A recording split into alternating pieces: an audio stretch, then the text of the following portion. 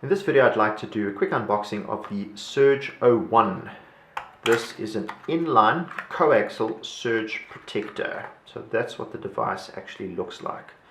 So it's got an F connector there and a barrel over there. This you would essentially screw this onto your equipment, so the back of your decoder or a connector for the TV or something along those lines, and this is where you would connect your cable up to. It's got a little arrestor on the inside. If it picks up more than a certain amount of voltage, it cuts the arrestor and then obviously protects your device itself. So it's quite straightforward, but yet very effective. So when you get hit by lightning or a surge, this is the device that pops like a fuse. You pull it out and throw it away and put a new one in its place. If you guys have got any questions or comments, or you want to know more about the device, please feel free to get in touch with us. We'll do our best to help you.